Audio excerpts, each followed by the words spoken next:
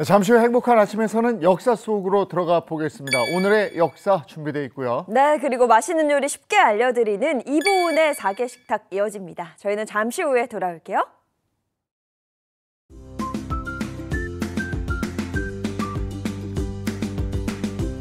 안녕하십니까. 행복한 아침 이재용입니다. 안녕하세요. 장예인입니다. 오늘은 3월 6일 목요일이고요. 저희는 오늘의 역사 이보은의 4개 식탁 이렇게 준비해놨습니다. 네, 오늘의 역사에서는 지금 이 시기 과거에는 어떤 일이 있었는지 역사 속으로 들어가 보겠고요. 이어지는 이보은의 4개 식탁에서는 여러분 육개장 좋아하시죠?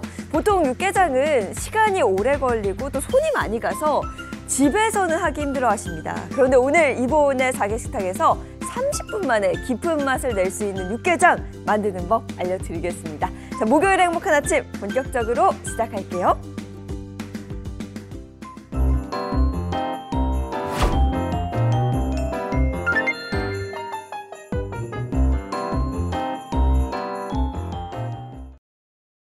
네, 오늘 아침에는 어떤 소식들이 들어와 있을까요? 모닝픽부터 시작하겠습니다. 김성환 평론가와 함께합니다. 어서 오세요. 네, 안녕하세요. 안녕하세요. 네, 첫 번째 모닝픽 어떤 겁니까? 첫 번째 모닝픽 차세대 배터리입니다. 한국 배터리가 우수하다는 건 우리가 다 알고 있는데 차세대 배터리 좀 기대되는데요? 네, 이 배터리 산업의 대표 전시회죠. 인터배터리 2025가 어제 개막했습니다. 역대 최대 규모인 680여 개 기업이 참여를 해서 성황을 이루고 있다고 합니다. 참여 기업 가운데 L사는 친환경 발전부터 배터리까지 신재생에너지 산업 전반에 걸친 토탈 솔루션을 공개했는데요. L사의 대표적인 전략 한번 들어보시죠. 그러니까 꼭 전기차뿐만 아니라 뭐 요즘엔 이제 ESS에 들어가는 거는 또 약간 다른 배터리긴 하지만 이 삼원계 쪽 앞으로 계속 갈 것이기 때문에 저희는 약간 그 속도를 조절할 수는 있지만 계속 투자를 계속할 것입니다. 네, 저기 가보면은 L사의 그 솔루션과 시제품을 만날 수가 있는 거군요. 네, 요즘 배터리 산업 기술과 그리고 투자에 관심 있으신 분들이 굉장히 많으신데요. 이번 전시회에서는 에너지 저장 장치, 직류 솔루션, 미래 소재, 전기차, 스마트 공장 이렇게 5개 테마가 마련이 돼 있는데요. 이 차별화된 차세대 제품과 기술 역량을 강조하며 차세대 에너지 저장 장치 ESS, 직류 패키지 솔루션 등 전략 신제품을 전면에 배치했다고 합니다. 여기서 에너지 저장 장치의 실시간 데이터 분석을 통해서 전력 사용량 예측과 안전 제어 기술인 올인원 플랫폼과 함께 산업용 ESS 시장 모듈형 솔루션인 MSSP도 소개할 예정이라고 합니다. 네, L사가 이번 인터배터리 2025를 통해 기대하는 바는 뭘까요? L사는 이렇게 설명을 했는데요. 에너지 모빌리티 관련 주요 계열사들이 그룹 차원의 사업 경쟁력을 확실히 각인시키기 위해 공동 참가했다. 전력 생태계 전반의 비즈니스 모델을 가진 기업으로서 그 강점을 대내외 고객과 기업들에게 각인시키고 싶다. 이 L사의 포부가 앞으로 실현이 좀 됐으면 좋겠습니다. 네, 다양한 첨단 소재 기술을 직접 확인하고 싶으신 분들은 가보시면 좋을 것 같아요. 네, 다음 모닝픽 전해주시죠. 두 번째 모닝픽, 제철 먼게 전멸입니다. 제철 멍게 전멸. 사실 3월이면 이제 제철 멍게가 나올 때인데 전멸? 아예 먹을 수 없다는 건가요? 네, 거의 드시기가 좀 이번에는 어려울 것 같다는 생각이 들 정도인데요. 두 분 혹시 멍게 좋아하세요? 좋아하죠. 바다 향이 그대로 나오죠. 맞습니다. 그 향긋한 향 때문에 좋아하고요. 뭐 통영은 또 멍게 비빔밥 굉장히 유명하기도 맛있죠. 하잖아요. 그런데 지난해 여름이 굉장히 더웠잖아요. 그러면서 바다 온도가 많이 올라갔습니다. 이것 때문에 멍게가 대량 폐사했는데요. 지금 출하 시기를 맞았지만 어민들이 출하할 멍게가 없어서 큰 고민에 지금 빠져 있다고 합니다. 이 통영 멍게식 수화식 수협에 따르면 이 지난해 멍게 폐사율이 무려 97%에 달하고 있는 상황입니다. 네. 거의 멍게 씨가 말랐다고 해도 과언이 아닌데요. 통영과 거제에는 약 200여 어가가 800헥타르 규모의 양식장에서 멍게를 키우면서 전국 멍게 유통량의 70% 이상을 공급해 왔습니다. 그러나 올해는 2월부터 수확이 시작됐는데도 멍게가 뭐 전멸하다시피 해서 지금 수확할 물량이 거의 없는 상황이라고 합니다. 야, 이 가장 바쁜 수확철에 멍게가 없으니 어민들의 마음은 타들어가겠네요. 그럴 수밖에 없죠. 그러니까 출하할 멍게가 없으니까 뭐 여러 가지 이제 양식장 설치하고 이러느라고 빚도 많이 지지 않았겠습니까? 네. 소득이 없으니까 뭐 어민들 입장에서는 당장 뭐 이거 멍게 양식을 그만둬야 하나 이런 얘기들을 할 정도의 상황이라고 하는데요. 이 멍게는 사실 한 해 키워가지고 출하하는 줄 저도 알았거든요. 근데 2, 3년씩 양식을 해서 출하를 많이 한다고 합니다. 그러니까 예를 들어서 한번 보세요. 지난해 여름에 멍게가 씨가 마르다시피 다 폐사했어요. 네. 그리고 멍게 종묘까지 지금 다 죽었다는 얘기가 나오거든요. 오. 그러면은 올해는 지금 출하를 당연히 못 하겠죠. 1년 이상을 키워야 되니까요. 그럼 내년도 영향을 받겠죠. 2027년까지 영향을 받는다는 소리까지 나옵니다. 그러니까 2027년까지, 그러니까 앞으로 한 2년 정도는 출하할 멍게가 부족할 가능성이 매우 높다, 이런 얘기가 되는 건데요. 이 멍게 수협이 2011년 공판장 개장 이후에 처음으로 초매식을 취소하는 일까지 벌어졌다고 합니다. 그러니까 수협은 시장 수요를 맞추기 위해서 일단 급한 대로 보유 중인 냉동 멍게를 우선 공급할 예정이라고 하는데요. 이 멍게 수협 관계자는 앞으로 고수원이 매년 반복되면 이번과 같은 악순환이 계속될 우려가 크다. 고수원의 안전한 양식장을 조성할 방안을 모색 중이고 정부에서도 관심을 가져주길 바란다. 이런 이야기를 전했습니다. 글쎄 그러네요. 진짜 이제 매년 더 더워질 거고 수온도 올라갈 거라고 그러는데 네. 매년 이런 현상이 되풀이될 거 아니에요. 우리는 또 식탁에서 이맘때쯤 바다 향을 확 느끼는 멍게 한 점 먹어줘야 되는데 그게 또 안 되니까. 예. 자, 모닝픽 다음 소식은요. 세 번째 모닝픽, 이미자 은퇴 시사입니다. 네, 60년 넘게 국민 가수 자리를 지켜온 이미자 선생님이 은퇴를 시사했다. 정말 많은 분들이 안타까워할 소식입니다. 이미자 씨는 수식어가 굉장히 많죠. 국민 가수, 이걸로도 좀 부족한 것 같고요. 엘레지의 여왕, 뭐 이런 수식어를 듣기도 했습니다. 근데 이미자 씨가 은퇴를 시사하는 발언을 해서 많은 분들이 아쉬워하면서 또 관심을 갖고 있는데요. 그러니까 1959년 데뷔를 했다고 하니까 만약에 은퇴를 한다고 하면 데뷔를 한 지 66년 만에 은퇴를 하게 되는 겁니다. 이미자 씨가 어제 기자간담회에서 다음 달 26일에서 27일 고별 공연을 열고 마이크를 내려놓는다라고 밝혔는데요. 이미자 씨는 저는 은퇴라는 단어를 좋아하지 않는다. 그래서 노래를 할 수 없을 때 그만두는 것이 낫지 않나 싶었다. 다만 은퇴라는 말 대신 이번 공연이 마지막이라는 말씀은 드릴 수 있을 것 같다라고 말을 했습니다. 19순정부터 동백아가씨까지 정말 무수히 많은 히트곡을 낸 가요계 전설이죠. 맞습니다. 제가 굳이 이렇게 설명을 드려야 하나 싶은 생각을 할 정도인데요. 이미자 씨는 100년에 한 번 나올까 말까 한 목소리다라고 하는 평가를 들었습니다. 혹시 기억하시는 분들이 있을지 모르겠는데요. 제가 어렸을 때는 이민자 씨 같이 어떻게 저런 목소리가 나올까? 네. 그래서 사후에 성대를 보존해야 되는 거야. 맞아요. 뭐 그런 얘기까지 사실 네, 나올 네. 정도였어요. 근데 이걸 과학적으로 검증을 한번 해보기도 했어요. 그랬더니 일반인의 폐활량의 2.5배라고 합니다. 그렇기 때문에 이렇게 노래를 잘할 수 있다. 이런 얘기까지도 하는데요. 그것만으로도 사실은 좀 부족하죠. 훨씬 더 많은 노래를 잘할 수 있을 만한 비결이 있는 거 아닌가 싶은데요. 이미자 씨는 1959년 19순정으로 데뷔를 했고요. 60년이 넘는 세월 동안 히트곡도 수없이 많이 내놨습니다. 동백아가씨 말씀하셨는데요. 동백아가씨, 선말 선생님, 여로, 내 삶의 이유 있으면, 여자 일생 등 2,500곡이 넘는 노래를 냈고요. 또 우리 한국사하고 함께하기도 했습니다. 이 파월 장부영 위문, 독일 위문 공연 등 대한민국 역사와 함께 활동하면서 노래로서 국민을 위로해주기도 했습니다. 이미자 씨는 어제 기자회견에서 우리 가요가 곧 한국 100년사라고 말씀드릴 수 있다. 일제강점기에 겪은 서름, 해방의 기쁨을 되새기기도 전에 6.25 전쟁을 겪는 서름 등 우리 역사는 고난의 연속이었다. 그런 가운데 우리를 위로하고 애환을 느끼게 한 것이 우리 대중가요였다라고 말했다고 합니다. 이번 공연이 마지막이라니까 막 아쉽고 그렇습니다. 네. 그래도 앞으로의 행보도 끝까지 응원하도록 하겠습니다. 다음 픽 전해주시죠. 네 번째 모닝픽, 고독사 예방 이웃 연결단입니다. 사회로부터 고립된 채 홀로 숨지는 고독사, 굉장히 심각한 사회 문제가 되고 있는데요. 이웃 연결단이 이걸 좀 예방할 수 있다, 이런 말일까요? 네, 사전에 방지할 수 있다, 이런 생각하시면 될 것 같은데요. 이웃 연결단은 지역 주민 활동 조직이라고 생각하시면 됩니다. 일상에서 주변의 고립 가구를 사전에 발견하고 정기적으로 안부를 확인하는 등의 지원 활동을 하게 되는데요. 어제 보건복지부와 한국사회보장정보원이 고독사 예방을 위한 이웃 연결단 활동 매뉴얼을 제작해 배포했다고 합니다. 주변에서 고립 위협이 있는 이웃을 발굴해 알리는 방법, 위기 이웃에게 안부를 확인하는 방법 등이 아주 상세히 적혀 있다고 합니다. 네, 고립 위험이 있는 이웃을 어떻게 발견할 수 있습니까? 최근에 안타까운 소식이 있었죠. 불이 난 집에 홀로 있다가 숨진 초등학생 하은이 사연. 네, 많은 분들 알죠. 아실 거예요. 많은 분들한테 새 생명을 주고 떠나서 큰 감동을 주기도 했는데요.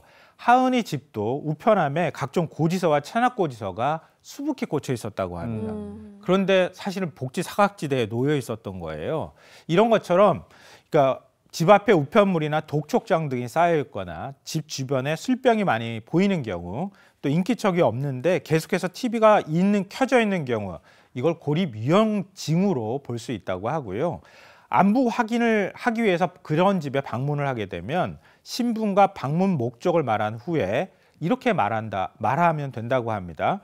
날씨가 추워졌는데 요즘 어떻게 지내세요? 식사는 잘 챙겨 드셨어요? 어디 불편한 곳은 없으세요? 이런 질문들을 던지고요. 그러면서 안부도 살피고 집 이제 상황도 좀 살피는 거죠. 그리고 또 지나치게 술을 마시지는 않는지 도움 등도 확인해서 도움이 필요한 경우에 관계기관에 연결을 시켜주거나 관계기관에 알려주면 된다고 합니다. 이웃 연결단에 참여하고 싶으신 분들도 있으실 것 같은데요.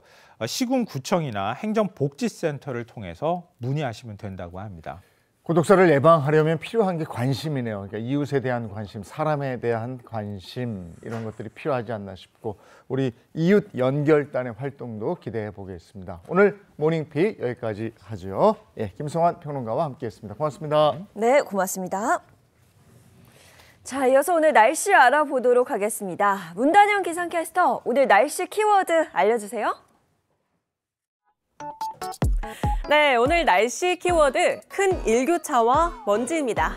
오늘 아침은 대부분 0도 안팎으로 쌀쌀한데요. 한낮에는 10도 안팎을 보이며 기온차가 벌어지겠습니다. 이렇게 온화해지는 날씨에 불청객 먼지가 찾아와 공기가 탁해지겠습니다. 한낮에는 얼마나 온화할지 궁금하시죠? 서울이 10도, 그 밖의 남부지방도 대부분 10도 안팎의 기온을 보이겠는데요. 이 정도 기온은 트렌치코트와 같은 얇은 외투로도 충분하겠습니다. 다만 오르는 기온에 먼지도 함께합니다. 오전 한때 수도권에, 오후부터 충청과 호남에, 밤부터 제주에 일시적으로 나쁨 수준이 되겠습니다. 오늘 전국 하늘은 대체로 맑지만 동해안에는 오후 한때 약하게 비나 눈이 지나겠습니다. 내일도 오늘과 비슷한 날씨가 되겠는데요. 다만 먼지 농도는 더 높아지겠습니다. 주말까지 전국 하늘은 대체로 맑게 드러납니다. 다만 토요일에 호남과 제주에는 약한 비가 내리겠고요. 일교차는 더 크게 벌어지겠습니다. 지금까지 날씨 전해드렸습니다.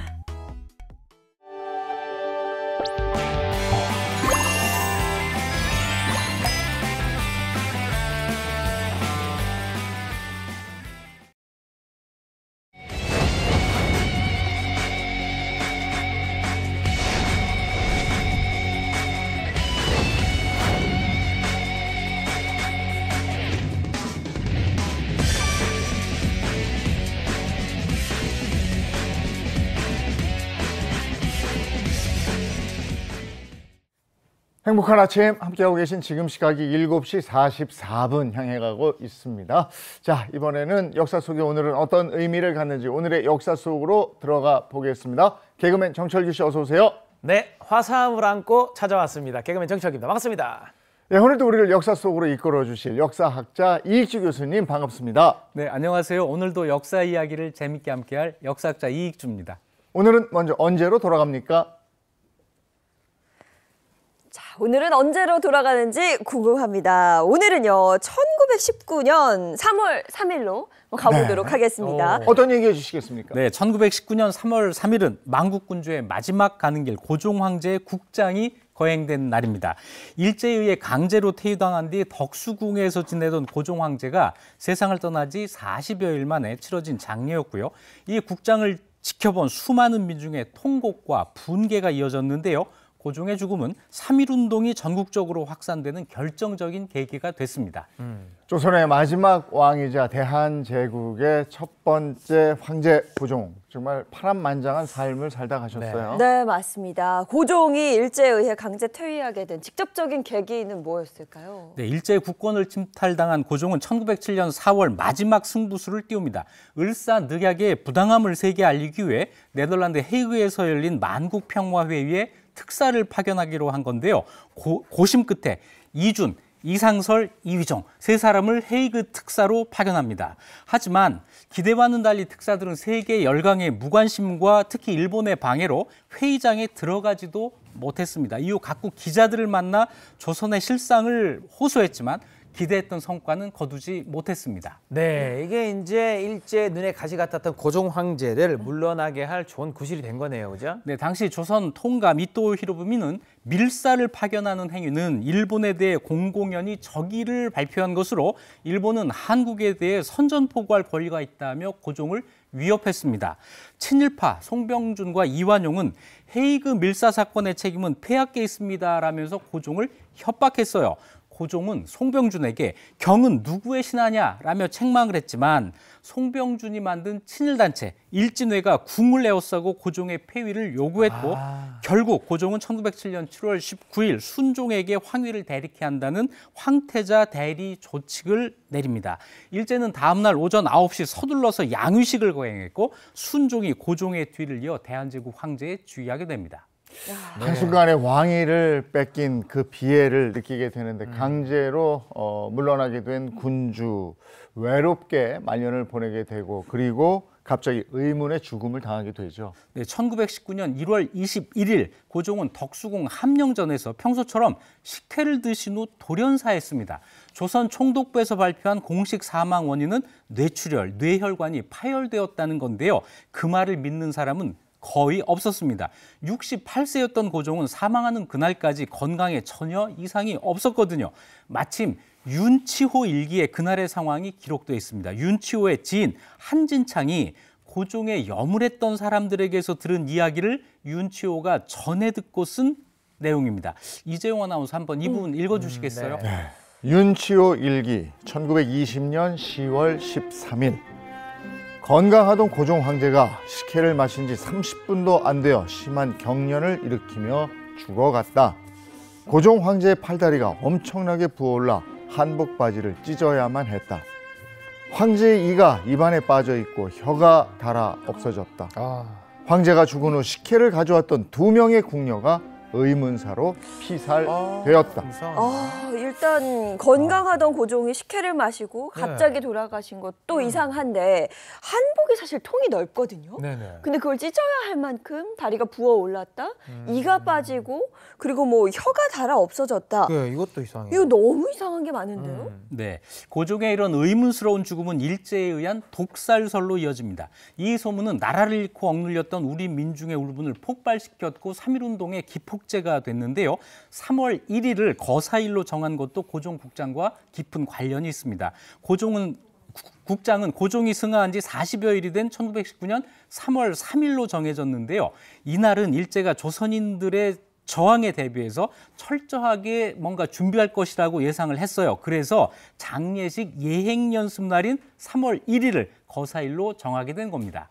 네, 그러니까 3.1운동이 원래는 고종의 국장에 맞춰서 3.3운동이 될 수가 있었는데 어떻게 보면 일제의 허를 이게 찌르게 된 거네요, 그죠? 맞습니다. 그리고 치러진 고종의 국장, 국권을 상실한 만국 군주의 장례는 좀 다를 수밖에 없었다고요. 네, 조선 국왕들의 장례는 발인까지 통상 5개월이 걸리는데요. 고종의 장례는 일개 일본 왕족 장례 절차에 준해 치러졌기 때문에 불과 40여일 만에 치러지게 됩니다. 장례식은 일본식 국장을 기본으로 하면서 조선 예법이 가미됐는데 고종의 관을 모신 대여, 이 왕의 관을 제궁이라고 하는데요. 이걸 모신 대여는 일본식으로 하고 신주를 모신 신여는 조선식으로 했어요. 일본식은 신식이라고 하고 조선식은 구식이라고 해서 차별을 했는데요.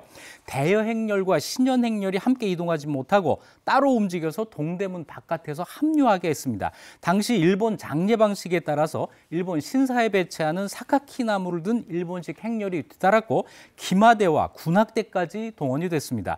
조선식 장례에서는 그 많은 음악까지 연주가 됐습니다. 이 대한제국에 대한 일제의 지배 그리고 무력을 과시한 그런 장례가 됐는데 이 일본식 장례를 그저 바라볼 수밖에 없었던 조선의 백성들 정말 뭐 답답하고 얼마나 울분이 터졌겠습니까? 네, 당시 지방에서 상경한 사람만 40만 명에 달했는데요.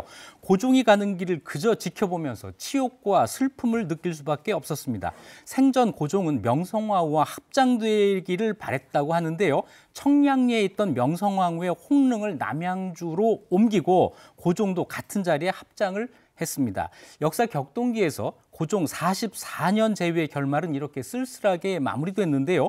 고종의 국장은 국권을 잃은 군주의 처지를 극명하게 보여준 상징과도 같은 사건이었습니다. 나라의 힘이 없으면 어떻게 되는지 역사를 통해서 우리가 확인할 수 있습니다. 자, 다음 역사로 가보겠습니다. 1953년 3월 5일로 갑니다. 어떤 얘기 해주시겠습니까? 네, 1953년 3월 5일은 수천만 명을 죽음으로 내몬 공포의 독재자 소련의 스탈린이 사망한 날입니다. 20세기의 괴물로 불린 스탈린은 29년간 소련을 홀로 지배하며 소련을 강대국으로 이끌었는데요. 하지만 그 과정에서 약 2천만 명을 숙청하는 만행을 저지르면서 독일 히틀러의 버금가는 최악의 독재자로 이름을 남겼습니다. 강력한 통치를 통해 소련을 빠르게 발전시켰지만 그 이면에는 공포 정치가 있었습니다. 인류 역사상 가장 악명 높은 독재자 중에 한 명이죠. 스탈린. 스탈린. 피도 눈물도 없는 잔혹한 통치를 했습니다. 어린 시절로 돌아가 볼까요? 네, 스탈린은 1878년 러시아의 그루지아 시골 마을에서 구두장인의 아들로 태어났어요. 본명은 이오시프 주가슈빌리인데요. 스탈린은 강철 사나이라는 뜻의 필명이었지만 정치에 입문한 이후 이름처럼 쓰게 됩니다. 가난했지만 우등생이었던 스탈린은 무신론과 막스의 공산주의를 받아들이게 됐고 1903년 레닌이 이끌던 볼셰비키당에 가담합니다. 스탈린은 레닌의 눈에 들기 위해서 혁명 자금을 바치기로 했는데 그가 생각한 방법은 은행털이었습니다. 10여 명의 공산당원을 포섭한 스탈린은 모든 작전을 직접 세웠고 당원들에게 은행을 털게 했어요. 이렇게 해서 번 돈이 약 40억 원에 달했는데 이 돈을 모두 레닌에게 건넸습니다. 네, 뭐 그렇게 대단하고 뭐 무시무시했던 스탈린이 과거에는 은행 강도 범이었네요, 그냥 그죠? 그럼 어떻게 스탈린은 이 권력을 이제 잡게 되는 겁니까? 1917년에 레닌에 의해 러시아 혁명이 성공하죠. 러시아 제국의 절대군주제가 무너지고 세계 최초의 공산주의 국가 소련이 탄생하게 됩니다. 자, 그 당 안에서 세력을 키워가던 스탈린은 1922년 공산당 서기장에 선출됐는데요. 그때 건강이 악화되던 레닌은 자신의 운명을 예감하고 유언장에 스탈린에 대한 경고의 메시지를 남깁니다. 스탈린은 너무 거칠고 나는 그가 권력을 신중하게 사용하는 방법을 알고 있는지 확신할 수 없다. 스탈린을 서기장직에서 제거하고 그보다 충성스럽고 사겨 깊은 사람들로 이루어진 집단 지도체제를 만들라. 하지만 권력은 이미 스탈린의 손에 있었고 유언은 이루어지지 않았습니다. 1924년 레닌이 세상을 떠나자 스탈린이 소련을 완전히 장악합니다. 이렇게 해서 소련의 스탈린의 시대가 오게 되고 집권 후에 산업화를 엄청난 속도로 밀어붙인다고요? 네, 1928년 공업강국 건설을 위한 소련의 5개년 계획이 시작됩니다. 스탈린은 귀족, 지주들을 몰락시키고 그 토지를 국유화했고 집단 농장을 만들어서 그 생긴 수익을 공업에 투자합니다. 그 결과 소련은 유럽 변방의 가난한 농업국가에서 공업 강국으로 성장했고 마침 대공황으로 미국과 유럽의 자본주의 국가들이 경제 파탄을 맞는 동안 1930년대 소련은 매년 10% 이상의 경제 성장률을 보이며 주목을 받습니다. 참고로 당시 경제 강국 1위는 미국, 2위가 독일, 3위가 소련이었습니다. 네, 뭐 이렇게 공업화 정책은 성공했지만 그 이면엔 농민들의 피눈물이 있었죠. 네, 급격한 국유화 공업화 정책은 부작용이 심했는데요. 토지와 가축을 국유화하기로 하자 당연히 반발이 일어나죠. 사람들은 자신들의 가축을 도축해서 먹어버렸고 1928년부터 33년까지 말, 소, 돼지가 거의 절반 수준으로 줄어들었습니다. 또 저항하는 농민들은 강제 수용소로 보내지거나 처형당했습니다. 가장 심각한 농민 봉기는 우크라이나 지방에서 일어났는데요. 우크라이나의 농민들은 계속된 농민 봉기로 수백만 명이 굶어 죽는 대기근 홀로도모르를 겪게 됐습니다. 우크라이나에서 생산되는 농산물은 국내에 소비되지 않고 전부 외국으로 수출이 됐어요. 스탈린은 국민이 굶어 죽더라도 국가가 정한 목표를 달성하는 게 더 중요했던 거죠. 네, 이뿐만이 아니라 이제 스탈린의 공포 정치가 점점 심해지죠. 스탈린 자신한테 뭐 위협이 되거나 반기를 들면 다 그냥 숙청을 해버리잖아요. 네, 스탈린 하면 떠오르는 단어가 바로 숙청이죠. 스탈린은 1934년 자신의 명령을 따르는 비밀경찰 조직을 새롭게 개편하는데 스탈린의 사냥개라고 불리는 엔카베데였습니다. 1936년부터 3년간 스탈린이 벌인 피해 대숙청을 주도한 것도 이 조직인데 엔카베데는 일정 숫자의 가구마다 전담 요원을 배치해서 국민들의 동향을 철저하게 감시했고 밀고 시스템을 도입했습니다. 누군가에게 고발을 당하는 순간 진위와 상관없이 끌려가서 숙청 대상이 됐는데요. 남녀노소 지위를 막론하고 스탈린의 권력에 위협이 될 만한 정적과 반대파 인사들이 모두 처형됐습니다. 또 악명 높은 정치범 수용소 굴라크에 수많은 사람들이 갇혔고 이들은 하루 17시간 노동에 시달리게 됩니다.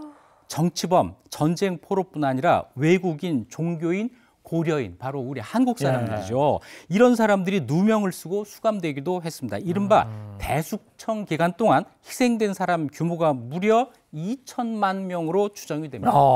이렇게 극한 공포 정치를 펼치니까 누구도 대항할 그런 뭐 마음을 못 가졌을 것이고 또 하나 세계 2차 대전 때 또 다른 독재자 히틀러와의 전쟁을 치르죠. 네, 그렇습니다. 2차 대전 중이던 1941년 6월 22일 독일이 불가침 협정을 깨고 180만 명의 대병력을 투입해서 소련을 공격합니다. 대비를 미처 하지 못하고 있던 소련은 초반에 밀리면서 영토를 잃게 됐는데요.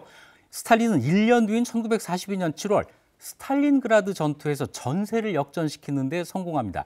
수십만 명의 독일군이 스탈린그라드로 진격해오자 스탈린은 명령 227호를 내리는데 아주 단순합니다. 단 한 걸음도 물러서지 마라. 후퇴하면 처형한다. 소련군이 힘을 내서 싸웠고 이 전투에서 소련군 100만 명 이상이 죽거나 다칩니다. 하지만 독일군도 85만 명의 사상자를 내면서 히틀러에게 처음으로 대패를 안기는 전투가 됩니다. 이후 소련군은 1945년 베를린 공방전에서 나치 독일의 수도 베를린을 함락시켰고 소련군에 의해서 베를린 함락이 임박하자 아돌프 히틀러가 권총으로 스스로 목숨을 끊게 됐죠. 네, 이렇게 이야기를 들으니까 스탈린 절대 쓰러지지 않을 것 같은데 이런 그도 결국 세상을 떠났습니다. 네, 스탈린 하면 또 생각하지 않을 수 없는 게 우리 한국전쟁과의 관련이죠. 이 스탈린이 한국전쟁이 한창이던 1953년 3월 1일 뇌출혈로 쓰러졌고 반신마비 상태로 4일 있다가 숨을 거뒀습니다. 이렇게 29년 동안 소련을 철권 통치했던 스탈린의 시대가 막을 내렸죠. 그러면 21세기 현재 러시아는 어떨까요? 러시아는 지난 2024년 푸틴 대통령이 5선 고지에 오르면서 2030년까지 30년 집권을 확정했고 스탈린의 장기 집권 기록을 넘어섰습니다. 오늘은 역사상 가장 극단적인 양면을 가진 독재자 스탈린에 대해서 다뤄봤습니다. 네, 알겠습니다. 이제 다음 역사로 가보겠습니다. 1986년입니다. 3월 8일로 갑니다. 어떤 얘기 해주시겠습니까? 네, 이날은 모든 분들이 좋아할 소식인데요. 1986년 3월 8일 프로야구 빙그땡 이글스가 창단한 날입니다. 대전 충청을 연고지로 하는 이글스는 이날 창단식을 갖고 프로야구 제7구단으로 출범을 했습니다. 1999년에는 무려 우승을 했어요. 그 후 숱한 좌절을 겪었지만 이글스 팬들은 희망의 끈을 놓지 않고 꾸준히 응원하며 보살이라는 별명을 얻었습니다. 여기 보살이 있습니다. 아니, 어제 보니까 무슨 야구장 개장하고 맞아요. 막 그러던데, 네. 그죠? 예, 이제 이번 주말부터 시범 경기 시작되고 이러면서 프로야구 팬들의 마음이 두근두근 할 텐데 이글스가 올해 몇 등 할까? 이게 또 초미의 관심사예요, 늘. 근데 사실 다 경쟁인데 타 팀 팬이 이런 말 하기 쉽지 않거든요. 그만큼 많은 뭐 기대와 응원을 받고 있는 팀인데 이글스의 첫 시작 독수리가 어떻게 날아올랐는지 궁금합니다. 보살님의 얘기를 한번 들어보겠습니다. 1982년 프로야구가 6개 구단으로 출범한 이후 1985년 대전 충청을 연고지로 한 빙그땡 이글스가 출범하기로 결정이 됩니다.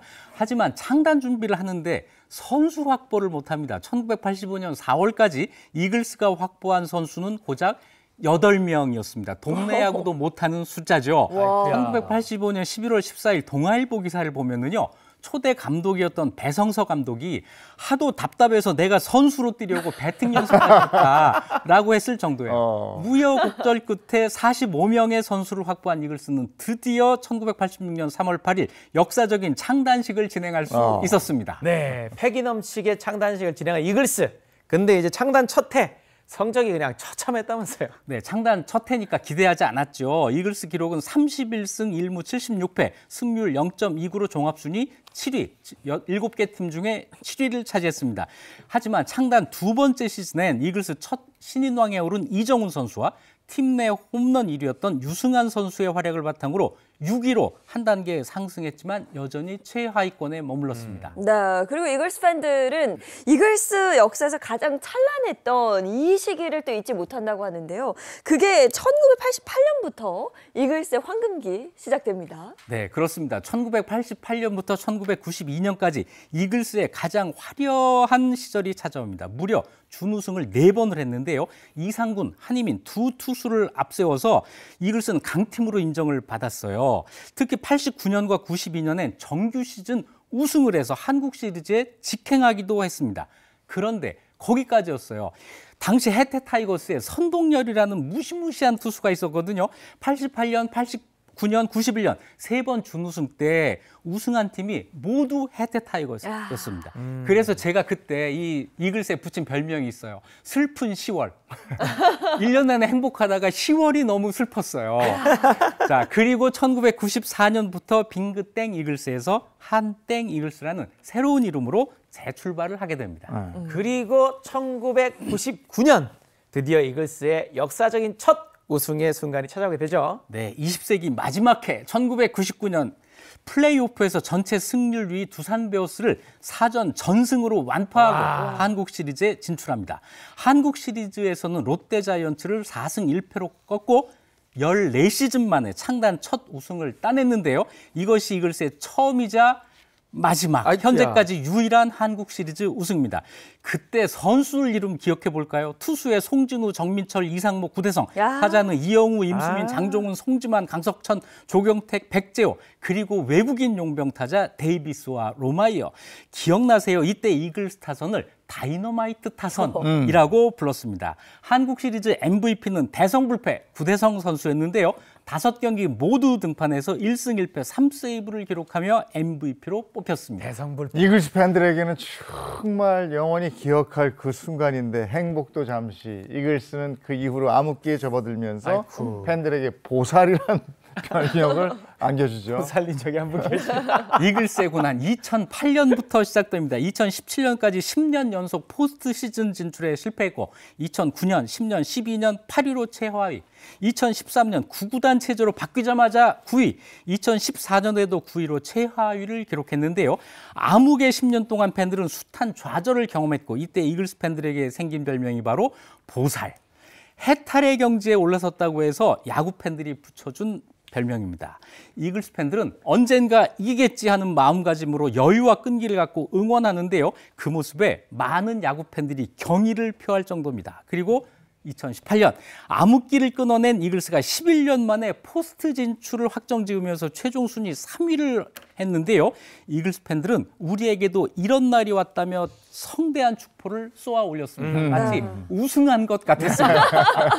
경험을 하신 거죠. 네, 그 감동을 느끼신 분이 이 자리에 있는데 표정 너무 좋으신데. 팬들 정말 대단한 게요. 팀이 잘할 때만 응원했던 게 아니에요. 잘할 때나 못할 때나 최강 한땡, 네, 최강 한땡 이글스를 외치면서 정말 보살의 마음으로 팀을 응원을 했는데요. 결국 이렇게 버티니까 이글스에게 좋은 날이 오더라고요. 네, 그런데 3위 딱 한 번 기쁨도 잠시 이글스 팬들에게 다시 인내의 시간이 찾아옵니다. 2020년부터 3년 연속 꼴찌를 했고 2023년 9위, 2024년 8위를 기록했습니다.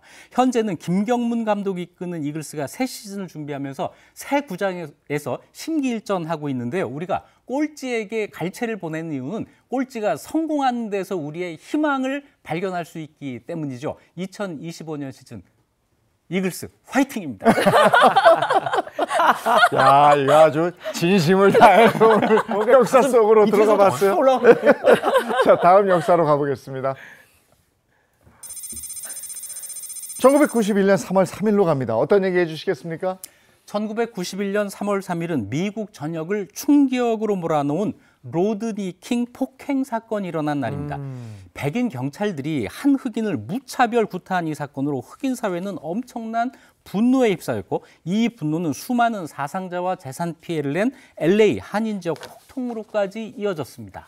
미국 사회의 인종차별 문제를 다시 수면 위로 올려놓은 그런 큰 사건이었는데 그날로 한번 돌아가 볼까요? 네, 1991년 3월 3일 저녁 미국 LA의 한 도로에서 과속으로 달리던 흑인 남성 로드니 킹이 백인 경찰에게 붙잡힙니다. 경찰은 로드니 킹을 차에서 끌어내린 다음 수갑을 채웠고 4명이 그를 에워싸고 몽둥이로 사정없이 두들겨 패기 시작했습니다. 경찰은 몸을 가누지도 못하고 땅바닥에 쓰러진 그에게 발길질도 하고 발로 짓이기도 하는 등 폭력을 행사했는데요. 로드니 킹은 이걸로 머리뼈에 금이 가고 다리가 부러지는 등 심각한 부상을 입었습니다. 네, 그 당시는 이게 스마트폰도 있던 시절이 아니니까 이걸 어떻게 이 사건이 알려지게 됐을까요? 네, 근처 아파트에 사는 주민 조지 홀리데이라는 사람이 이 장면을 촬영했는데요. 시끄러운 소리에 잠을 깬 홀리데이가 이 사건을 보게 됐고 마침 2주 전에 구입한 캠코더를 가져와서 9분 동안 폭행 장면을 담았습니다. 홀리데이는 촬영 내내 범인이 이미 실신 상태인데 왜 경찰은 계속 때리는 거지? 라는 의문이 들었다고 합니다. 네, 지금이랑 다르잖아요. 지금은 무슨 일만 있어도 바로 스마트폰을 꺼내는데 당시에 그 장면을 딱 찍었다? 근데 이 홀리데이는 이 영상을 어디로 보냈을까요? 처음에는 당연히 경찰에 전화를 걸어서 경찰이 시민을 구타하는 내용의 비디오가 있다라고 제보를 했는데 경찰이 관심을 두지를 않았어요. 그래서 한 방송사에 전화를 했고 테이프를 전달받은 기자가 이 사건을 심층 보도하면서 9분짜리 장면이 편집 없이 전파를 타게 됩니다. 반응은 어마어마했고요. 미국 전역을 발칵 뒤집으면서 경찰에 대한 비난이 들끓게 됩니다. 이렇게 전국적으로 사건이 알려지게 됐고 그러면 이 경찰들에 대한 재판은 어떻게 진행이 됐습니까? 재판이 또 문제였어요. 해를 넘겨서 1992년부터야 사건에 대한 재판이 시작됐는데 경찰의 과잉 폭력이 너무나 명백했기 때문에 많은 사람들이 경찰이 응당한 처벌을 받을 거라고 생각을 했는데 그런데 돌아가는 게 좀 이상했습니다.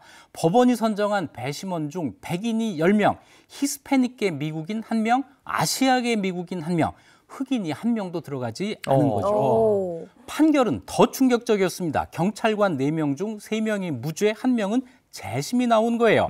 특히 킹을 가장 심하게 때린 경찰관 로렌스 파월은 킹이 단지 범법자일 뿐이고 자신은 정당하게 공무를 수행했을 뿐인데 왜 재판을 받아야 하는지 모르겠다라면서 판 과정 내내 반성하는 태도를 전혀 보이지를 않았습니다. 아니 백인 경찰 중 아무도 처벌을 받지 않았고요. 오히려 당당한 태도를 보였습니다. 이게 흑인 사회가 분노할 수밖에 없었겠는데요. 그럼요. 네, 이 재판 결과에 흑인들이 분노했고 거리로 나와 폭동을 일으키기 시작했습니다. 시청과 언론사, 법원을 부수고 대형 마트를 약탈하고 닥치는 대로 물건을 훔치기 시작했는데요.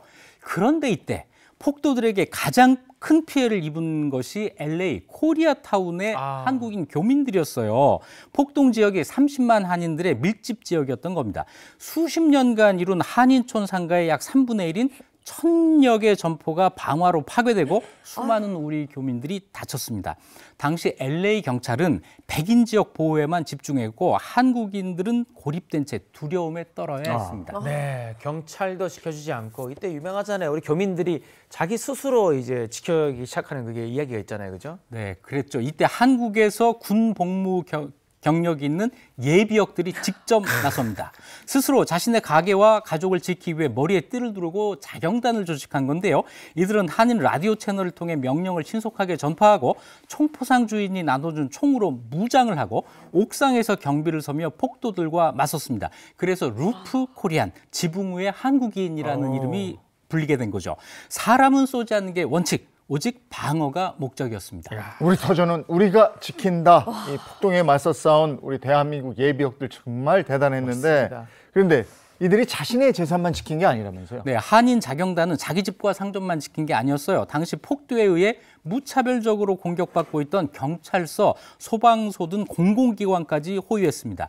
일사불란한 우리 자경단의 역할도 한몫해서 LA 폭동은 일주일 만에 사그라들었고 수십 년간 일궈온 코리아타운을 지켜낸 한인들은 거리로 나와 평화 거리 행진을 벌였습니다. 이때 구호가 Live Together, 같이 삽시다인데 평화와 공존, 이것이 정말 한국인들이 세계에 대해서 꼭 할 수 있는 말이죠. LA 폭동의 도화선이 됐던 로드니 킹 사건은 미국 사회의 인종차별 문제를 다시금 부각시킨 계기가 됐고 한인들에게도 깊은 상처를 남겼습니다. 우리 한인들은 그야말로 어제의 용사들이 다시 뭉쳐서 우리의 삶의 터전을 지켜냈습니다. 네. 네, 오늘도 유익한 역사 이야기를 들려주신 이익주 교수님 고맙습니다. 고맙습니다. 고맙습니다.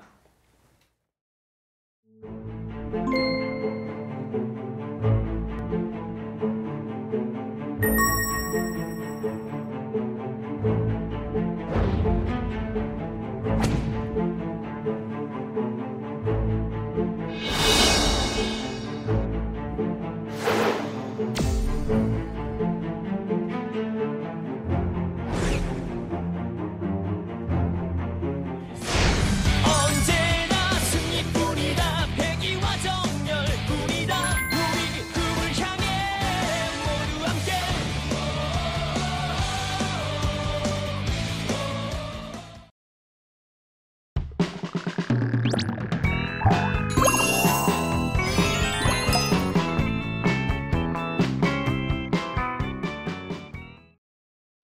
이보은의 사계식탁 시간입니다. 이보은 선생님 어서 오세요. 안녕하세요. 안녕하세요. 어제가요, 바로 봄을 부르는 경칩이었습니다. 네.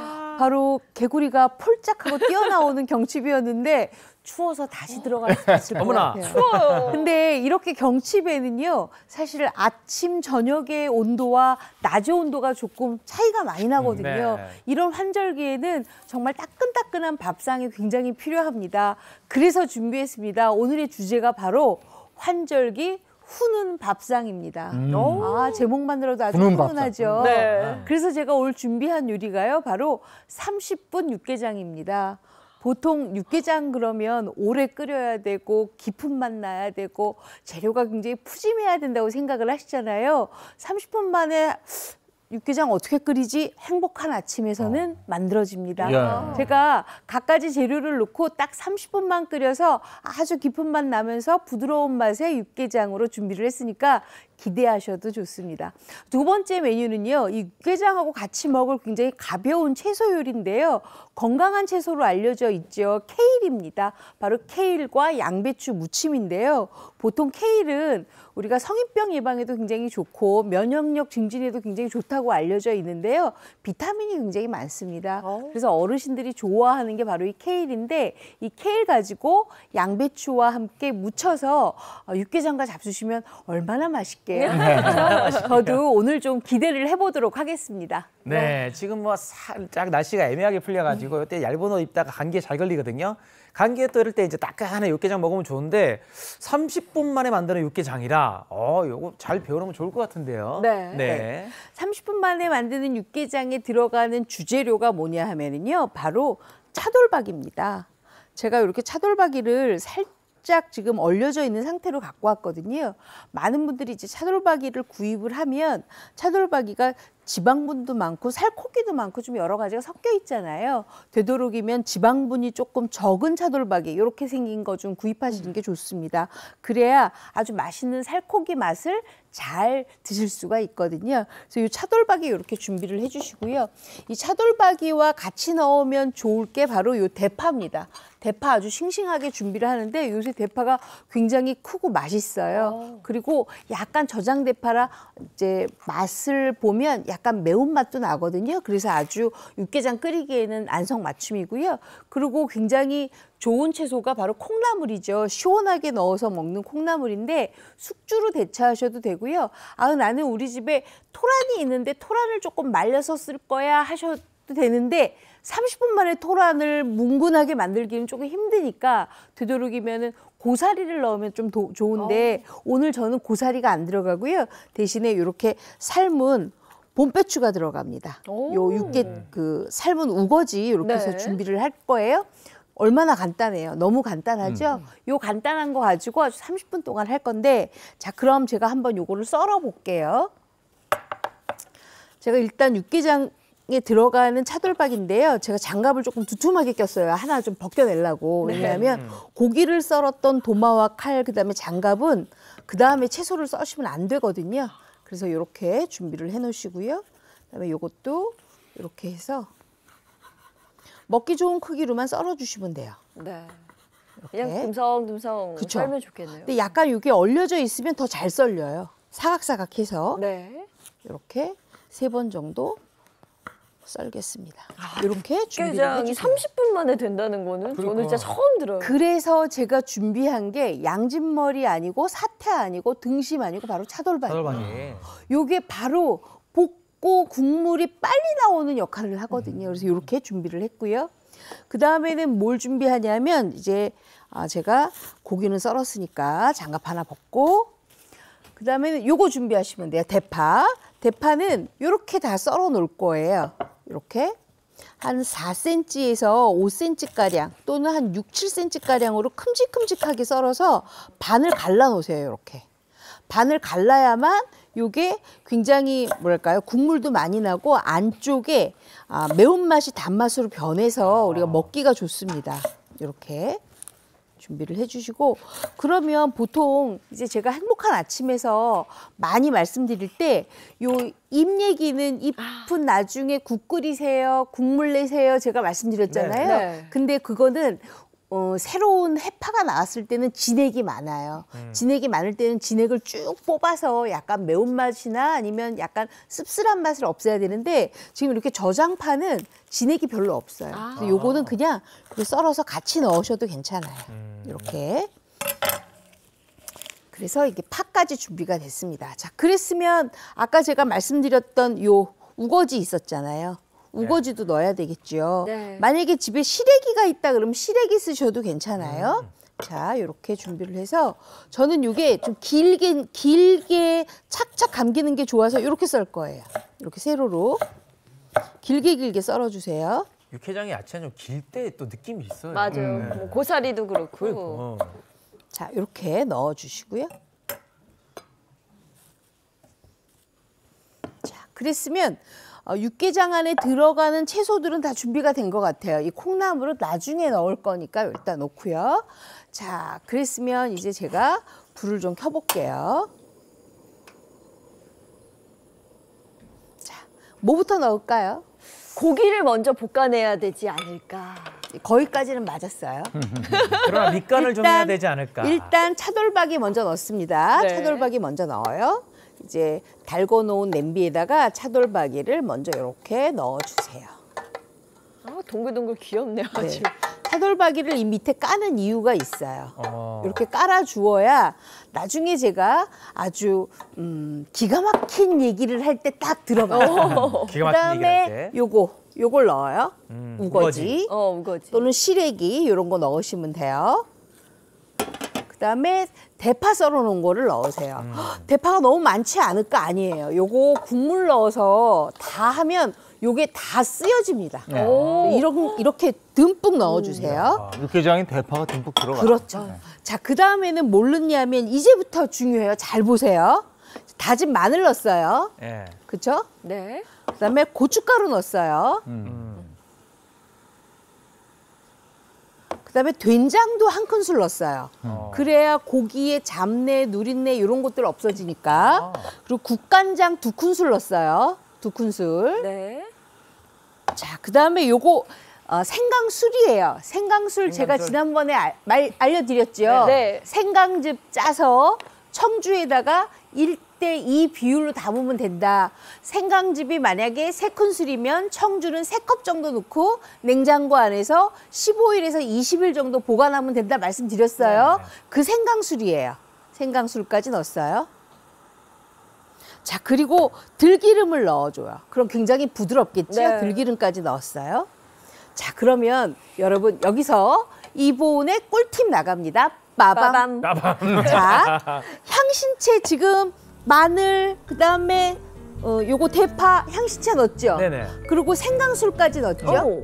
그리고 차돌박이에서 나오는 기름 있죠? 그걸 이렇게 같이 볶아주면 어떻겠어요? 고추기름 따로 안 내도 되죠? 아. 향신채 기름 따로 안 내도 되잖아요. 그러니까 얼마나 간편해요. 그렇죠? 오. 굉장히 꿀팁이죠. 네. 그러니까 여러분들 요거 하실 때는 차돌박이 맨 밑에다가 넣어주시고 차돌박이에서 나오는 기름과 지금 대파에서 나오는 즙, 그다음에 들기름으로 제가 이렇게 한번 볶잖아요. 네. 그러니까 위아래가 다 부드럽게 볶아지니까 요게 고추기름 따로 필요 없이 또는 고춧가루 많이 넣는 것 다 필요 없이 완벽하게 육개장이 만들어지겠지요. 요 굉장히 꿀팁입니다. 네. 이렇게 해서 볶아주세요.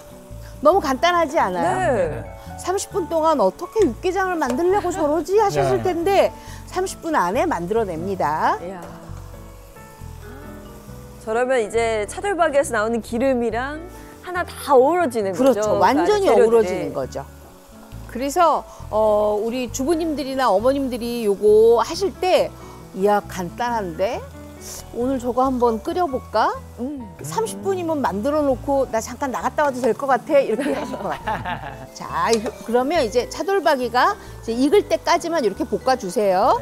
아까는 아무것도 없는 데였었는데 지금 이렇게 볶다 보니까 어때요? 안쪽에 이렇게 지방분이 생겨요. 이렇게 안쪽에 네. 지방분이 생기죠?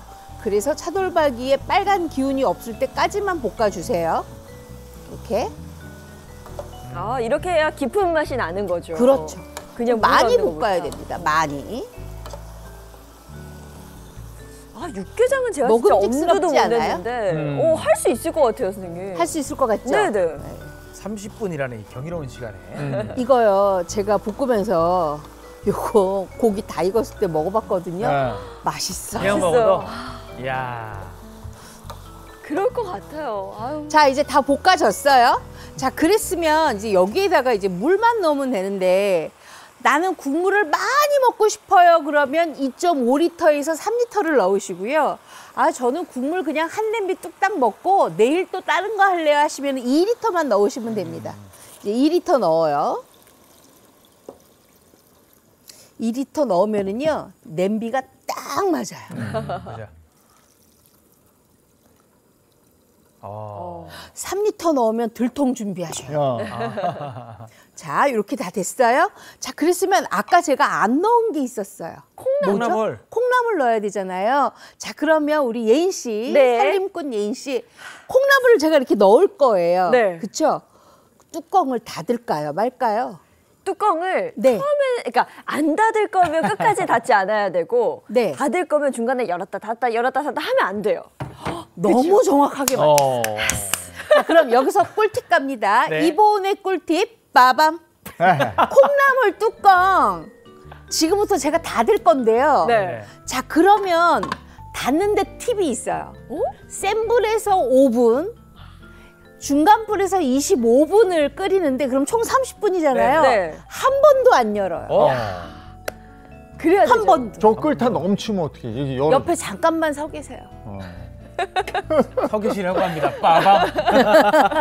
왜냐하면 중간에 요거를 자꾸 열었다 닫았다 하잖아요. 콩나물 냄새 난다고 열고 네네. 그다음에 아유 뭐 간이 잘 됐나 안 됐나 궁금해서 한번 열고 이러면 30분 동안 푹 녹진하게 끓여지지 않기 때문에 30분 육개장이 만들어지지 않아요. 네네. 그래서 5분은 굉장히 센 불에서 끓여주시고요. 25분은 중간 불에서 끓이시는데 어차피 주방이 좀 있을 거잖아요. 네. 그러니까 넘치는 것만 조금 방지하시면 되는데 저 같은 경우에는 넘치는 거 방지하기 위해서 여기 지금 요 공기구멍 보이시죠? 네. 요 구멍 있는 뚜껑을 조금 준비를 합니다. 아. 그러면 훨씬 더 아. 좋겠죠. 네. 자, 그랬으면 여기서 지금 한 가지 제가 안 한 게 있어요. 안 한 게 뭐냐 하면 바로 청양고추를 안 썰었거든요.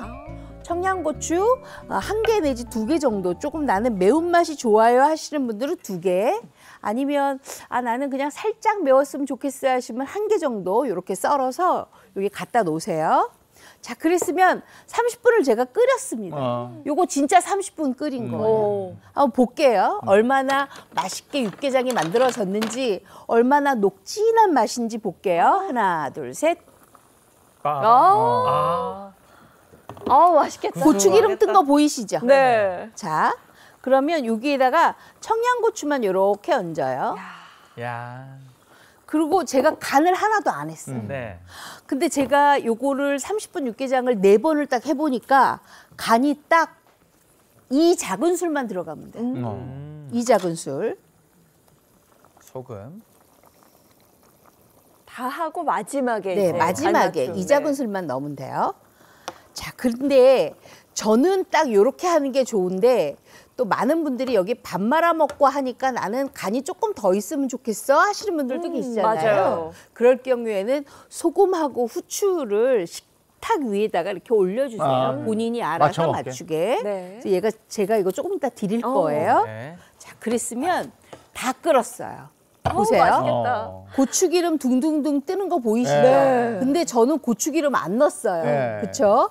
그리고 요 안에 들어가 있는 차돌박이 다 익었죠. 그다음에 아까 제가 그렇게 열심히 볶았던 대파 아주 녹진하게 나른하게 됐죠. 콩나물 늘어지지 않고 굉장히 아삭아삭하죠. 딱 30분 만에 만들어졌습니다. 자, 그랬으면 요거 제가 퍼드릴게요. 네. 한번 잡숴 보세요. 금방 됐네. 저 육개장이 쉽지 않은 음식이에요. 네. 예, 저거 잘하는 집도 찾기 힘들거든요. 오. 근데 이게 30분 안에 된다는 게 30분 놀라워. 만에 저게 된다. 그리고 그 30분만 끓였는데 얼마나 깊은 맛이 날 네. 것이냐. 야, 기대됩니다, 아주. 30분 육개장. 이거 뜨끈한 밥에다가 다른 반찬도 필요 없잖아요, 사실 요즘 육개장은. 같이 좀 이렇게 그 쌀쌀하면서 으슬으슬할 때 네. 저거 약이에요. 아주 맞아요. 안성맞춤이죠. 예. 환절기에는 예. 이만한 거 없습니다. 자, 왔습니다. 빠밤. 아하. 짠. 자, 오! 향이. 자, 이렇게 가져가시고요. 와. 제가 소금 하나를 드릴 테니 혹시 간 맞춤해서 깊은 맛이 나요? 어우, 잡수시면 국물 좋아. 자. 이게 얄팍한 맛이 아닌데. 그쵸? 네. 깊죠? 30분 육개장이 굉장히 이게 얕은 맛으로 조금 그럴까 아닐까 하실 텐데요. 아닌데요? 엄청나게 맛이 깊습니다. 아니, 저는 소금 따로 안 넣어도 될 것 같아요, 선생님. 지금 그래요? 간 딱 좋고 아주 딱 맞죠? 딱 맞아요. 네, 딱 이대로 맞죠? 그냥 밥 하나 뚝 떠가지고 말아서 오. 먹으면 아니 30분 만에 했는데 이렇게 깊은 맛이 난다고? 이게 밥을 말면 밥에서 나오는 구수한 맛이 있어요 또. 이게 되게 오래 끓인 느낌이에요, 이게. 한번 잡숴 보세요. 그리고 예. 대파 향도 같이 나요. 그렇죠? 이렇게 이 한 사발 딱 받자마자 미소가 싹 지어지는 그런 게 있어요 이게. 이 파들의 향이 그대로 국물에 스며들어가지고 이 안에 고기도 너무 맛있어. 와.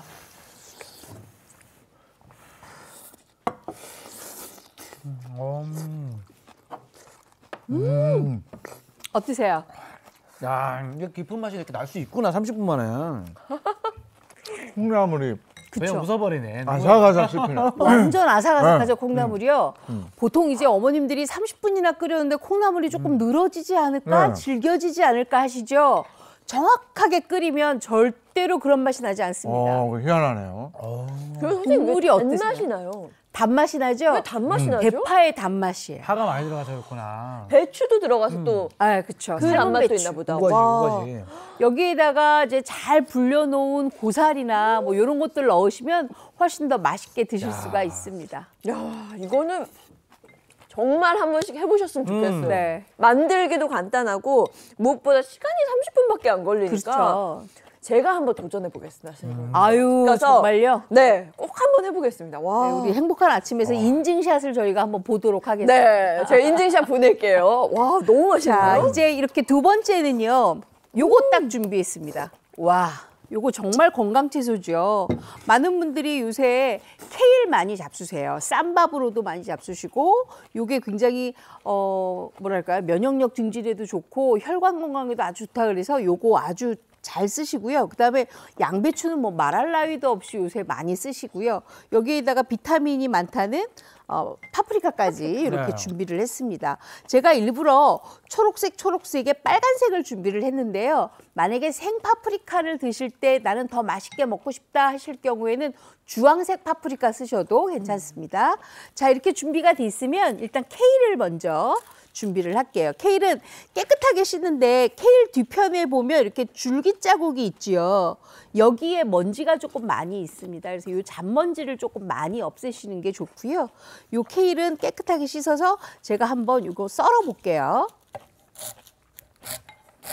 아, 크기는 그 정도로 썰면 돼요, 네. 선생님? 왜냐하면 이거 무쳐 먹을 거기 때문에 요만큼만 썰을 거예요. 예인 씨. 네. 예인 씨는 이 케일 사면 몇 장 정도 사요? 솔직히 케일을 제가 산 적이 솔직하시네. 너무 솔직해. 솔직히 산 적이 없는 것 같은데 그 케일 그래요? 주스를 많이 먹잖아요. 그렇죠. 그걸 한번 해볼까 최근에 생각하긴 했습니다. 아, 그래요? 네. 만약에 케일을 너무 많이 샀다. 이번에 꿀팁이 들어갑니다. 빠밤. 케일을 너무 많이 샀어요. 그럼 케일이 혈관 건강에 굉장히 좋아서 요새 당뇨 있으시고 성인병 있으신 분들도 요거 많이 쓰시거든요. 그랬으면 저는 이 케일을 식품 건조기에 말려요. 아. 바싹. 그러고 난 다음에 적당하게 이렇게 부서뜨려요. 그리고 덕음을 하세요. 아주 약한 불에다가 후라이팬 놓고 몇 번 볶아내세요. 네. 그리고 난 다음에 가루로 만들면 그게 차가 만들어지겠지요. 그래서 차망에다 놓고 차로 잡수시면 아주 좋고요. 그다음에 요새 요 케일이요. 은근히 곰취 맛이 난다 그래서 곰취 대신에 쌈밥으로 많이 드시거든요. 쌈밥집에 가면 곰취 대신에 이 케일을 많이 내놓으시더라고요. 요거 삶거나 쪄서 쌈밥으로 잡수시면 아주 좋습니다. 그래서 저는 혈관 건강 때문에 걱정이 됩니다 하시는 분들한테는 꼭 이렇게 케일 권하고 있어요. 네. 자, 그다음에 우리가 초록초록이 들어갔으니까 그 안에 들어가는 색깔은 좀 빨간 색깔로 넣어서 조금 색깔을 조금 맛있게 만들었으면 좋겠어요. 그래서 이것도 이렇게 해서 곱게 썰어주세요. 그 초록초록한 뭐 샐러드나 채소 먹을 때는 꼭 이렇게 붉은색의 포인트가 하나 있어야 맞아요. 입맛이 확 살더라고요. 맞습니다. 그래서 이것도 이렇게 준비를 해주시고요. 네. 하나만 더 썰을까요? 파프리카 좋아하시죠? 어머, 소리가 여기까지 들려요, 부장님. 술도 안 드셨는데 그냥 해장하는 느낌이 나시니까. 좋아. 너무 맛있죠. 아, 저도 빨리 더 먹고 날씨에도 싶어요. 딱 맞게 지금 너무 좋아요. 너무 맛있습니다. 자, 이렇게 빨간색도 넣어주시고요. 아니, 우리 집에는 노란색밖에 없는데 노란색 넣으면 안 돼요. 왜 안 돼요? 노란색 넣으셔도 괜찮습니다. 자, 이렇게 넣어주세요. 이것도. 요즘 파프리카가 달더라고요. 그쵸. 달아요. 아주. 달고 식감도 굉장히 여기 아삭아삭하니 맛있잖아요.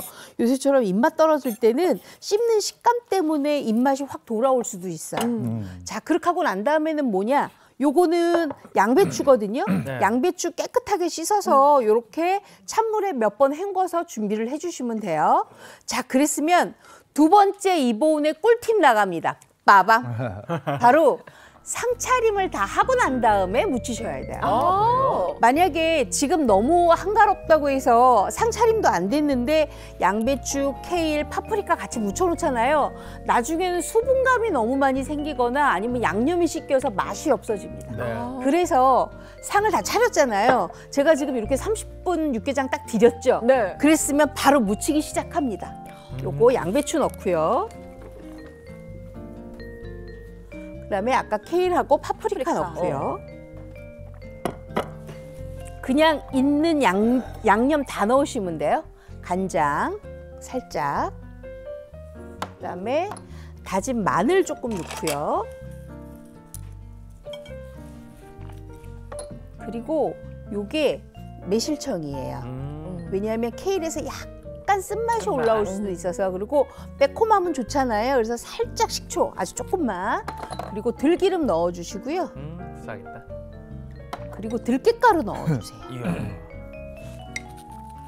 그리고 마지막으로 통들깨예요. 아. 통들깨 씹히는 맛이 아주 좋거든요. 맞아요. 제가 예전에 행복한 아침에서 통들깨 밥을 해서 드셔도 좋다 그랬잖아요. 네. 요거 양념으로 채소할 때 넣으시면 좋고요. 그다음에 소금. 요거 소금 2작은술 정도만 넣으시면 돼요. 네. 제가 지금 아까 간장 조금밖에 안 넣었잖아요. 네. 그래서 요거를 바로 무치는데 바로 접시에다 담아서 바로 내요. 무치자마자. 네. 그래야 맛있어요. 다 됐거든요, 양념은. 그래서 중요한 게 상차림을 다 해두고 그렇죠. 마지막에 바로 내야 묻혀놓고 된다. 그래서 요새 저속노화가 유행이잖아요. 네. 저속노화의 가장 기본은 이 샐러드 같은 음식을 먼저 몸을 채워놓고 그다음에 식사하라 그러잖아요. 그래서 아주 좋아요, 요 반찬이. 네. 요거는 그냥 지금 샐러드처럼 다 된 드셔도 좋고요. 요거 그냥 집에 모닝빵 같은 거 있으면 모닝빵 예, 거기다 위에다가 넣으면 돼요. 같이 해서 잡수셔도 좋고요. 요런 채소를 먹고 그다음에 식사를 해야 그 뭐 혈당 스파이크를 맞아요. 막을 수 있다 맞아요. 그래서 요즘 저희 집에서 그래서 파프리카를 먹어봤거든요. 그리고 아버님이 지금 당뇨시잖아요. 당뇨예요, 네. 그렇기 때문에 혈당 스파이크가 많이 안 올라가려면 이렇게 저속노화하는 요런 채소들 조금 잡수셔야 됩니다. 어때요? 잡수셔 보니까? 맛있다. 고소해요. 고소하죠? 아삭아삭하고. 그리고 중간중간 통들깨가 그쵸? 입에서 팍팍 씹히는. 터져요. 네. 이게 육개장도 채소 많이 먹어서 좋고 이것도 맞아. 육개장 먹고 나서 뒤에 맛있는데요? 이제 후식으로 이렇게 먹어도 괜찮을 것 같은데요. 네. 만약에 육개장이 아이들이 조금 맵다 할 경우에는 아이들한테 반찬으로도 아주 좋습니다. 야, 간도 너무 적절하고 딱 밥 먹기 전에. 이거 네. 또 네, 너무 저녁에 좋을 것 나는 영화 볼 때 집에서 이렇게 좀 이거 간식으로 먹어 좋을 것 같아. 밤에 너무 많이 먹으면 살쪄요. 제가 말을 해야 되는데 너무 맛있어서 먹느라고. 아침에 빵에 넣어서 먹으면 맛있겠다. 이게 그렇죠. 육개- 빵에 넣어도 괜찮겠죠. 네. 간도 좋고 뭐. 정말 맛있게 잘 먹었습니다. 선생님 다음 주 뭐 해볼까요? 다음 주에는요. 지금 이제 본격적으로 냉이가 나올 철이에요. 냉이가 푸릇푸릇 아주 좋거든요. 냉이 가지고 아주 맛있는 메뉴 2가지 또 새롭게 알려드리도록 하겠습니다. 네, 선생님 다음 주도 기대하겠습니다. 오늘 네. 고맙습니다. 고맙습니다. 고맙습니다. 네, 딱 이 계절에 사실 옷을 뭘 입어야 할까 고민하시는 분들도 굉장히 많습니다. 오늘 날씨 궁금한데요. 문단영 기상캐스터 나와주세요. 네, 제가 굉장히 추위를 많이 타는 편인데요. 패딩 대신 코트를 입었는데도 꽤 버틸 만한 추위입니다. 현재 서울의 기온은 0.1도로 아직까지는 쌀쌀함이 감돌지만요. 한낮에는 기온이 오르면서 일교차가 크게 벌어지겠습니다. 이렇게 기온이 오르며 오전까지 중부 내륙을 곳곳에는 안개가 짙게 끼겠습니다. 한낮에는 얼마나 온화할지 궁금하시죠? 서울이 10도, 그 밖에 남부지방도 10도 안팎의 기온을 보이겠는데요. 이 정도 기온은 트렌치 코트와 같은 얇은 외투로도 충분한 정도입니다. 다만 오르는 기온에 먼지도 함께합니다. 오전에는 수도권에, 오후에는 충청과 호남에, 밤에는 제주에 먼지 농도가 일시적으로 높게 나타나겠습니다. 오늘 전국 하늘은 대체로 맑지만 동해안에는 오후 한때 약하게 비나 눈이 내리는 곳이 있겠습니다. 내일도 오늘과 비슷한 날씨가 되겠는데요. 다만 먼지 농도는 더 높아집니다. 주말까지 전국 하늘은 대체로 맑게 드러납니다. 다만 토요일에는 호남과 제주에 약하게 비가 지나겠고요. 일교차는 더 크게 벌어지겠습니다. 지금까지 날씨 전해드렸습니다.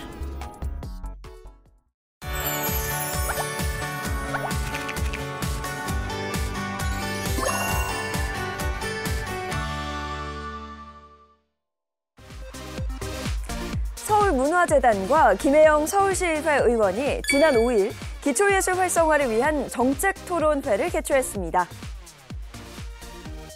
이번 토론회는 기초예술의 정의와 명확성을 살피고 지원 대상 예술인의 범위를 짚어보기 위해 마련됐는데요. 기초예술이 무너지면 상업예술이나 대중예술도 무너질 수밖에 없기 때문에 그렇기 때문에 저는 기초예술의 중요성을 인식을 하고 있는데요. 그런데 이런 중요한 기초예술을 서울시에서 지원을 하려 해도 지금 해당 조례가 마련이 되지 않아서 체계적인 지원이 좀 어려운 상황입니다.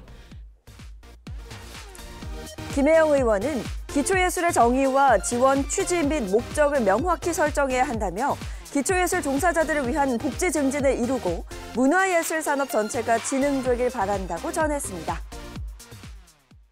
이제 본격적으로 아침하고 낮하고 기온 차이가 많이 벌어지죠. 네, 맞습니다. 그래서 오늘 문단영 기상캐스터가 짚어준 두 가지 키워드는요. 첫 번째가 일교차, 그 다음이 미세먼지입니다. 벌어지는 일교차와 미세먼지에 대한 대비 철저히 해주셔야겠습니다. 좋은 하루 보내시고요. 저희는 내일 아침 7시 30분에 돌아올게요. 행복한 아침, 행복한 하루 되십시오. 고맙습니다. 고맙습니다.